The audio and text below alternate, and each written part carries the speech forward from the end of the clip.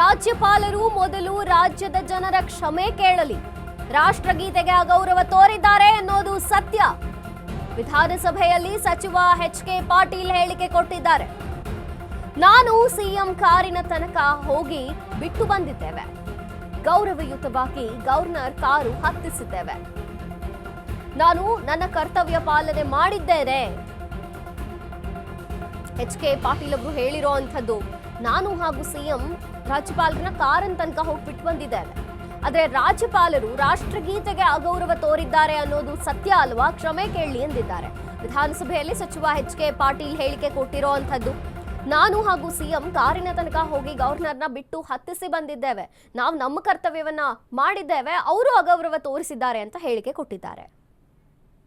ನಾವು ಹೇಳಿದ್ದೇವೆ, ಅದು ಸತ್ಯಕ್ಕೆ, ಕಾನೂನಿಗೆ ಹಾಗೂ ಎಲ್ಲದಕ್ಕೂ ಸರಿಯಾಗಿದೆ. ಅಷ್ಟೇ ಅಲ್ಲ, ಅದಕ್ಕೆ ಬೇಕಾಗಿರ್ತಕ್ಕಂಥ ಎಲ್ಲ ರೆಕಾರ್ಡ್ಸು ನಿಮ್ಮ ಹತ್ರ ಇದಾವೆ.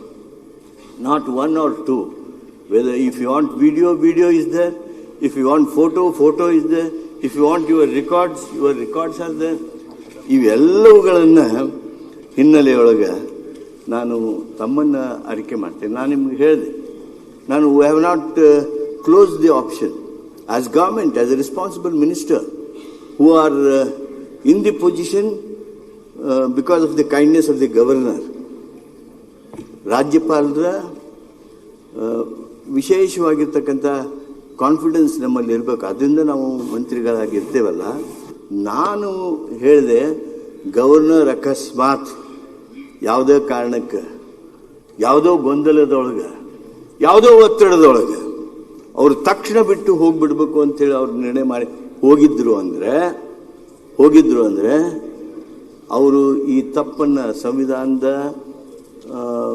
ವಿರೋಧಿ ಕ್ರಮವನ್ನು, ನ್ಯಾಷನಲ್ ಎಂಥಮ್ಗೆ ಕೊಡಬೇಕಾಗಿರ್ತಕ್ಕಂಥ ಗೌರವವನ್ನು ಕೊಡದೇ ಇದ್ದಿದ್ರೆ, ಮಾನ್ಯ ಅಶ್ವಥ್ ನಾರಾಯಣ ಅವ್ರಿಗೆ ಹೇಳ್ತೀನಿ, article 51 of the Constitution says that every one of us abide to respect the national anthem, whether it is governor or a common citizen. Section 51 is violated.